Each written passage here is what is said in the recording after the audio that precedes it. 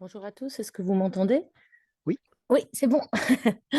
Donc, eh bien, écoutez, diapo suivante pour faire un petit peu le point, s'il vous plaît. Donc, au niveau de l'enseignement agricole, on est censé pouvoir, dans le cadre d'enseigner à produire autrement deux, parler des transitions avec les élèves. Et cette partie-là nous semblait un petit peu compliquée.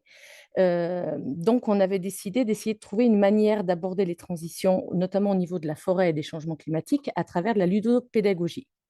On s'est aussi rendu compte qu'au niveau du grand public, il y avait une méconnaissance complète de la filière avec des idées reçues qui étaient souvent très marquées. Et on pouvait même avoir des relais médiatiques. Je pense que vous avez peut-être en tête des émissions de télévision qui n'aidaient pas non plus à clarifier la situation pour le grand public. Donc, on a décidé d'essayer de mettre en place un jeu qui pourrait présenter les enjeux forestiers et le changement climatique. Donc au départ, on était parti pour faire un jeu maison, c'est-à-dire on a suivi avec ma collègue qui est enseignante documentaliste une formation sur les serious games à Florac, où on a rencontré en fait le concepteur de Agro Challenge, la version originale, et qui nous a dit que notre idée de jeu pour adapter ce jeu-là au niveau de la forêt était vraiment très intéressant. Donc, il nous a fait rencontrer le designer du jeu, qui était le détenteur des droits, pour voir si on pouvait faire un jeu un petit peu plus eh bien, parlant et un petit peu plus design, parce que ce qu'on voulait faire au niveau de l'école, c'était vraiment quelque chose qui n'était moins impactant par rapport à du grand public. Et puis sur ce, on a répondu à l'appel à projet du RMT à Force et on a été retenu, ce qui nous permet en fait aujourd'hui de pouvoir proposer à terme, à l'issue on va dire en décembre 2024, un jeu qui sera commercialisable dans une boîte qui ressemblera à celle de l'agro-challenge initial pour pouvoir faire passer les informations au niveau du changement climatique aussi bien aux élèves, mais pas seulement de l'enseignement agricole, mais aussi de l'éducation nationale et de passer aussi sur du grand public avec des médiathèques.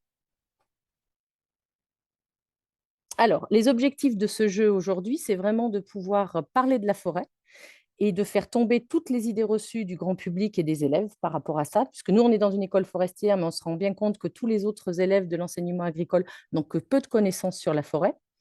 Donc, si à travers ce jeu, on peut faire évoluer les représentations de la forêt, ça peut être pas mal, parce qu'on sait que les usagers de la forêt ne comprennent pas toujours ce qui est fait au niveau de la sylviculture et des enjeux qui sont liés à la forêt.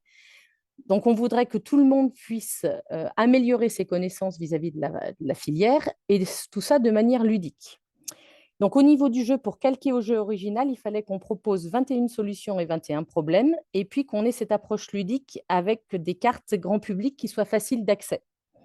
Donc, on a principalement, nous, travaillé avec les élèves en partant sur des bases des élèves, c'est-à-dire que ce sont les élèves qui ont proposé et les solutions et les problèmes, qui ont proposé des illustrations qu'on a validées après en comité de pilotage. Alors aujourd'hui, où est-ce qu'on en est concrètement, pardon. Donc, les règles du jeu et la base du jeu Agro Challenge ne va pas changer. C'est-à-dire qu'on est parti d'un livret qui existait et on ne va changer que la partie parlait de l'agroécologie pour arriver sur la partie forestière. On a pu identifier 21 cartes problèmes et solutions qui ont été validées en comité de pilotage où on avait un noyau dur avec Jérôme Rosa qui était du CNPF, Alexis Steiner d'AgroParisTech et Marie Garnier d'Educagri Édition, puisque Educagri Édition, globalement, nous aide à cofinancer le projet. Parce que l'un des principaux problèmes qu'on a, c'est qu'avec l'augmentation du coût de l'énergie et du papier, tous les devis qu'on peut faire régulièrement deviennent obsolètes. Donc, on va pouvoir éditer un nombre de jeux qui va dépendre du budget final par rapport à ce qu'on va avoir en termes de devis. Donc, on a bien nos 21 cartes problèmes et solutions validées. On a les cartes récapitulatives, le livret d'accompagnement est en cours de rédaction et la boîte de jeu est pratiquement prête.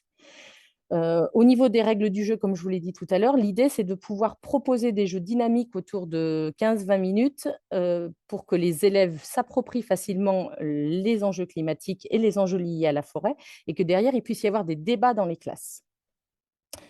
Voilà, donc je vous ai mis après dans la suite du montage PowerPoint, on ne pourra pas passer toutes les diapos, mais en fait, j'ai voulu illustrer le travail des élèves avec ce qu'ils avaient proposé.